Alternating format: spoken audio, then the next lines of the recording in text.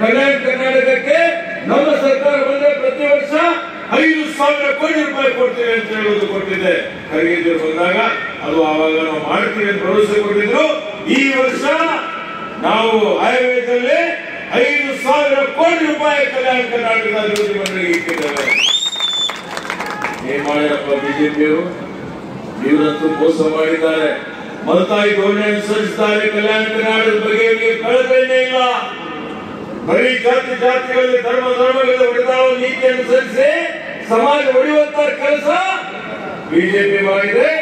ಇಲ್ಲಿ ಕರ್ನಾಟಕ ಬೀದರ್ ಜಿಲ್ಲೆಯಲ್ಲಿ ಇವತ್ತು ಪರಿವಾರ ಹೊಡೆಯುವಂತ ಕೆಲಸ ಭಗವಂತ ಒಬ್ಬ ಮಾಡಿದ್ದಾರೆ ಅಂತ ಹೇಳ್ಬೋದು. ಇಂಥ ಜನರಿಗೆ, ಯಾರು ಮನೆ ಹೊಡೆಯವರಿಗೆ, ಮನಸ್ಸು ಹೊಡೆಯವರಿಗೆ ಮತ ಕೊಡಬೇಕಾ? ಕೊಟ್ಟರೆ ಒಳ್ಳೇದಾಗತ್ತ?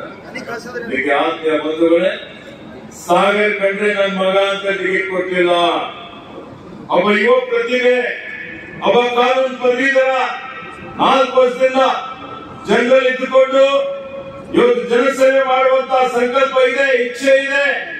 ಮುಂದೆ ನಾಯಕತ್ವ ಬೆಳಿಬೇಕು ಅಂತ ಹೇಳಿ ನಮ್ಮ ವರಿಷ್ಠರು ಮಾನ್ಯ ಖರ್ಗೆಜಿಯವರು, ಸೋನಿಯಾಜಿ, ರಾಹುಲ್ಜಿ ಅವರು ರಾಜ್ಯದಲ್ಲಿ, ಸಿದ್ದರಾಮಯ್ಯಜಿ ಮತ್ತು ಡಿ.ಕೆ. ಶಿವಕುಮಾರ್ ಅವರು, ಸ್ಥಳೀಯ ಬೀದರ್ ಜಿಲ್ಲೆ ಎಲ್ಲಾ ಮುಖಂಡರ ಸಹಕಾರದಿಂದ ಅವರ ಇಚ್ಛೆಯಂತೆ ಸಾಗರ್ ಖಂಡ್ರೆಯನ್ನು ಇವತ್ತು ಲೋಕಸಭೆ ಅಭ್ಯರ್ಥಿಯನ್ನಾಗಿ ಆಯ್ಕೆ ಮಾಡಿದ್ದಾರೆ.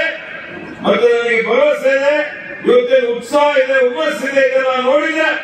ಬರುವಂತ 7ನೇ ತಾರೀಕು ನೀವೆಲ್ಲರೂ ಸೇರಿ ಕಾಂಗ್ರೆಸ್ ಪಕ್ಷ ಚಿಹ್ನೆ ಕೈ ಇದೆ, ಕೈ ಮೇಲೆ ಬಟನ್ ಒತ್ತಿ ಸಾಗರ್ ಖಂಡ್ರೆಯನ್ನು ಗೆಲ್ಲಿಸಿ ಬೀದರ್ ಜಿಲ್ಲೆ ಸರ್ವಾಂಗೀಣ ಅಭಿವೃದ್ಧಿ ಮಾಡ್ತೀರಿ.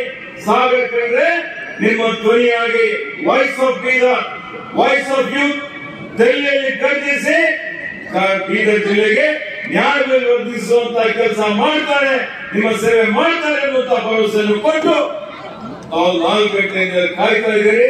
ಸಾವಿರಾರು ಜನ ಬಂದಿದ್ದೀರಿ, ಹೋಗಿದ್ದೀರಿ, ಆಶೀರ್ವಾದ ಮಾಡಿದ್ದೀರಿ. ಅದಕ್ಕೆ ನಿಮ್ಮೆಲ್ಲರಿಗೆ ಮತ್ತೊಮ್ಮೆ ಧನ್ಯವಾದಗಳನ್ನು ಹೇಳಿ ನನ್ನ 2 ಮಾತು ಮುಗಿಸ್ತೇನೆ. ಜೈ ಕರ್ನಾಟಕ, ಜೈ ಕಾಂಗ್ರೆಸ್.